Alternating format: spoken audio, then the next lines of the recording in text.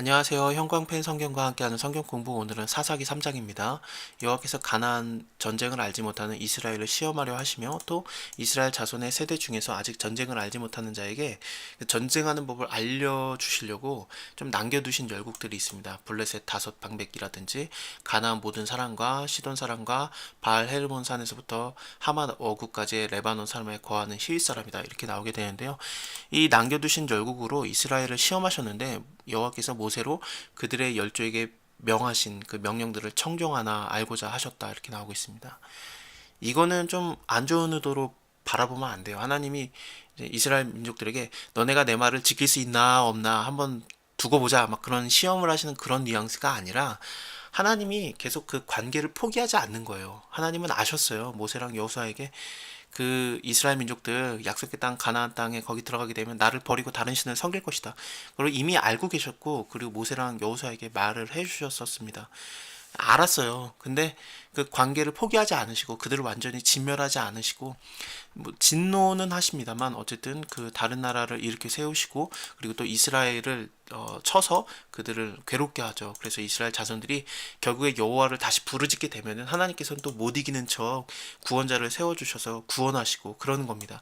그러기 위해서 너희가 나의 말을 청종하는가 알고자 하는 이것은 관계를 내가 너네랑 포기하지 않겠다, 그런 뜻이에요. 그래서 이걸 나쁘게 보는 거는 안 좋은 것 같습니다. 좋은 의도예요. 하나님께서는 다시 한번 또 기회를 주시고 다시 한번 또 기회를 주시고 그러는 거죠. 그래서 이제 사사기 보게 되면 알겠지만 또라는 말이 엄청나게 많이 나오게 돼요. 또 뭐 그들을 그 신들을 섬겼다 이렇게 나오게 되는데 또 그러고 그런 게 굉장히 많이 나오게 될 겁니다. 어쨌든 이스라엘 자손들이 마침내 가나안 사람, 뭐 헷 사람, 아모리 사람, 브릿 사람, 히윗 사람, 여부스 사람 거기 사이에 거하게 되었고, 그들의 딸을 취하고 아내를 삼았고 자기의 딸들을 그들의 아들에게 주고 막 시집가고 장가 보내고 막 그런 것들이 된 거예요. 그리고 또 그들의 신을 섬기게 되었습니다. 하나님을 아는 그런 지식들이 지금 끊어지게 된 건데, 결국에는 하나님을 경험하지 못했던 다른 세대가 일어나게 된 거고, 이렇게 우상을 섬기게 되는 거죠. 이스라엘 자손들이 이게 여호와의 눈앞에서 악을 행하니까, 그리고 또 자기들의 하나님 여호와를 버렸기 때문에 그 나는 너의 하나님, 너희는 나의 백성이 되는데 자기들의 하나님이 이제는 아닌 거예요. 관계가 끊어지고, 하나님을 잊어버리게 되고 다른 신들을 관계하게 되는 겁니다. 바알 신들과 아세라 신들을 섬기게 되는데요. 마찬가지로 그 돈신들입니다. 저번 장 2장에서는 아스다롯이라고 나오게 되는데, 아스다롯 신과 아세라가 아마도 같은 신일 가능성이 많아요. 뭐 다르더라도 결국에는 마찬가지로 우상이고, 이거는 여성 신이고 뭐 다산의 상징, 뭐 풍요, 뭐 그런 뜻입니다. 그래서 풍요를 가져다 두는 돈신이에요. 결국에는요. 이것들을 원하게 되죠. 여호와께서 이스라엘에게 진노하시고 이제 메소포타미아 왕을 이렇게 세우시게 되는데, 그 손에 파셨다 이렇게 나와요. 그래서 결국에는 이스라엘 자손들이 이렇게 8년을 섬기게 되었다, 이런 식으로 나오게 됩니다. 하나님이 하시는 거죠. 손에 팔았다. 가나안 땅, 약속의 땅에 들어왔던 이유가 무엇입니까? 아름다운 땅에 들어온 이유는 거기에 살고 있던 그 가나안 족속들이 다른 신을 섬겼기 때문에, 하나님 위에 다른 신을 섬겼기 때문에 하나님께서는 이스라엘을 들어 쓰셔서 그들을 밀어버린 거예요. 그리고 또 이스라엘에게 신신당부를 했던 게, 너네도 이 약속의 땅, 가나안 땅, 아름다운 땅에 있을 때 다른 신을 섬기게 되면 너네도 마찬가지로 진멸당할 것이다. 그것을 뭐 모세를 통해서든 뭐 여호수아를 통해서든 주구장창 얘기를 했었는데 마찬가지 일이 일어난 겁니다. 그래서 이 다른 신을 섬기게 되니까 뭐 이스라엘 민족들 밀려나는 거죠. 그래서 이렇게 괴로움을 당하게 됩니다. 이스라엘 자손들이 여호와께 이렇게 부르짖게 되고, 하나님께서는 또 못 이기는 척 또 구원자를 세워주시고 구원하게 되십니다. 그는 곧 갈렙의 아우 그나스의 아들 온니엘이라. 기억나십니까? 우리 이거 뭐 여호수아서 14장, 15장, 특히 15장에서 나왔었고요. 그리고 또 사사기 1장에서도 한 번 더 이 이름이 나왔었어요. 산지를 내게 주소서. 그 땅, 그 갈렙이 점령하러 갔을 때 저것을 나에게 가져다 줄 자 누구냐 그러면서, 저 산지를, 저 성읍을 나에게 가져다 줄 자 누구냐 그러면 나의 딸 악사를 주겠다 그랬는데, 그때 일어나서 이겼던 자가 바로 이 온니엘입니다. 그 자가 지금 일종의 첫 번째 사사로 세워지게 되는 겁니다. 아직 그렇게 시간이 많이 지난 게 아니에요. 아직 뭐 그 갈렙의 아우 그나스의 아들 온니엘이 살아 있는 상황에서도 지금 하나님을 잊어버리게 된 겁니다. 어쨌든 여호와의 신이 그에게 임하셨으므로 그가 이스라엘의 사사가 되었고, 그리고 나가서 싸울 때 여호와께서 메소포타미아 왕 구산 리사다임을 그의 손에 붙이셨고, 온니엘의 손이 구산 리사다임을 이기게 되었습니다. 그 땅에 그 태평이 일어나게 되어 안식이 임하였다, 그런 식으로 여호수아서에서는 많이 나왔는데, 그런 식으로 하나님께서는 그들에게 평화를 주시게 되고 40년에 그 나스의 아들 온니엘이 죽게 되었습니다.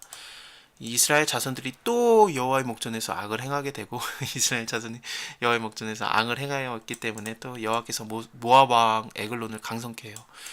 모압과 암몬 자손들은 여러분들 그 아브라함의 조카였던 롯 기억나시죠? 롯이 소돔과 고모라로 가가지고 살고 그랬었잖아요. 그때 롯이 그 딸들과 그 가족들과 같이 그 나왔을 때, 그 도망 나오게 되었을 때 그 딸들이 와, 우리가 남자가 없다. 그 왜냐면 그 소돔과 고모라성 그리고 그 일대가 다 완전히 진멸당했기 때문에 하나님께서 저주하셨죠. 그래서 재앙 때문에 다 없어지니까 우리가 누구랑 결혼할까 그러다가 아버지에게 술을 먹이고 이렇게 그 딸들이 동침을 하게 됩니다.